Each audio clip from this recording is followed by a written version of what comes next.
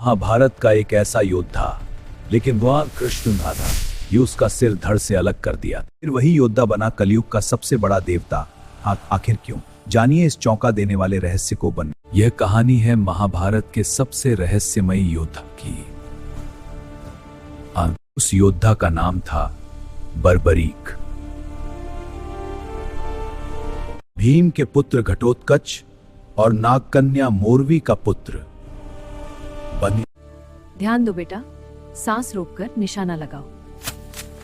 शाबाश। उसने मां दुर्गा की कठोर तपस्या की और देवी ने उसे दिए 3 अद्भुत बाण। ऐसे बाण जो पूरी दुनिया को समाप्त कर सकते थे। पहला बाण निशान लगाता था, दूसरा बाण सबका विनाश कर देता था और तीसरा बाण वापस तरकश में लौटाता था। इसलिए बर्बरीक को कहा गया 3 बाणधारी। पुत्र युद्ध में विजय होकर लौटा। मेरी आंखों का तासुर है। युद्ध पर जाने से पहले उसने अपनी मां से एक वचन दिया था। वो हमेशा हारने वाले पक्ष का साथ देगा। उधर कुरुक्षेत्र में महायुद्ध शुरू होने वाला था और बर्बरीक भी युद्ध भूमि की ओर निकल पड़ा। रास्ते में उसे मिले एक वृद्ध ब्राह्मण। ब्राह्मण देव, आप मुझे क्यों रोकते हैं? मैं तुम्हारी यात्रा का मार्गदर्शन करने आया हूं। लेकिन वह कोई साधारण ब्राह्मण नहीं थे। प्रणाम महान ब्राह्मण, आशीर्वाद वत्स। वे स्वयं भगवान श्री कृष्ण थे। क्या तुम सचमुच अकेले ही इस महायुद्ध का अंत कर सकते हो? हाँ, मेरे पास वो शक्ति है। दिखाओ। मेरे 3 बाण ही पर्याप्त हैं। तब कृष्ण ने उसकी परीक्षा लेने का निर्णय लिया। कर्म उन्होंने कहा, इस वृक्ष के सभी पत्तों को भेद कर दिखाओ। बर्बरीक ने तुरंत अपना बाण छोड़ दिया और वह बाण बिजली की गति से हर पत्ते को भेदने लगा। कृष्ण ने एक पत्ता अपने पैर के नीचे छिपा लिया, लेकिन बाण कृष्ण के पैर के पास घूमने लगा। कृष्ण समझ गए, यह योद्धा अजय है। फिर बर्बरीक ने अपना वचन बताया। मैंने वचन दिया है कि युद्ध में हमेशा कमजोर पक्ष का साथ दूंगा। कृष्ण तुरंत एक बड़े संकट को समझ गए हैं, क्योंकि बर्बरीक जिस पक्ष को कमजोर देखता उसी का साथ देता और अंत में पूरी पृथ्वी का विनाश हो जाता। कृष्ण ने उससे दान मांगा। महायोद्धा, मुझे तुमसे दान चाहिए। मांगिए प्रभु।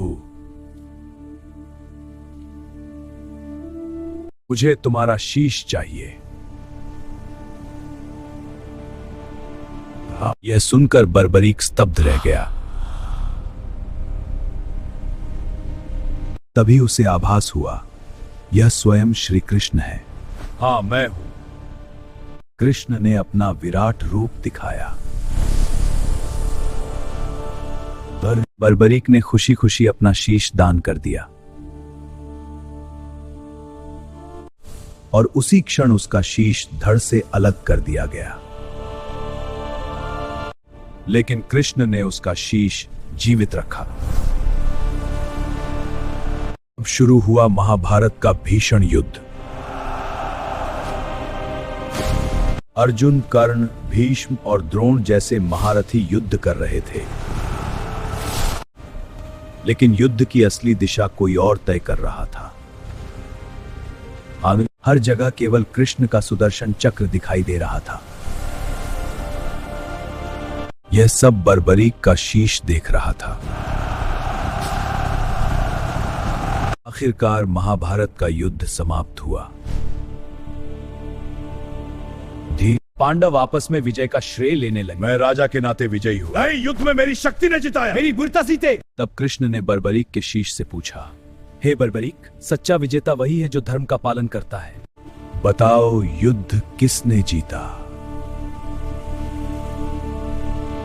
बर्बरीक ने कहा, मैंने केवल कृष्ण को युद्ध करते देखा। यह सुनकर पांडव भी स्तब्ध रह गए।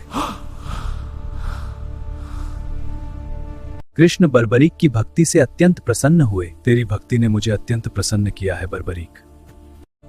उन्होंने उसे कलयुग में पूजे जाने का वरदान दिया और तभी बर्बरीक बने खाटू श्याम। आज करोड़ों लोग उन्हें श्याम बाबा के नाम से जानते हैं। कहा जाता है सदियों बाद उनका शीश राजस्थान में मिला, जहां एक गाय रोज अपने आप दूध बहाती थी। खुदाई करने पर वहां दिव्य शीश प्रकट हुआ। फिर राजा को स्वप्न में आदेश मिला, हे राजा, मेरे धाम का मंदिर बनाओ। यह तुम्हारा परम धर्म है।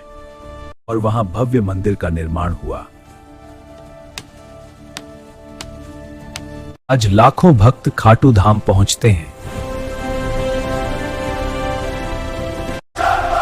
क्योंकि माना जाता है श्याम बाबा खाली हाथ किसी को नहीं लौटाते। जो सच्चे मन से पुकारे उसकी हर मनोकामना पूरी होती है। खाटू श्याम को कलयुग का सबसे जागृत देवता माना जाता है।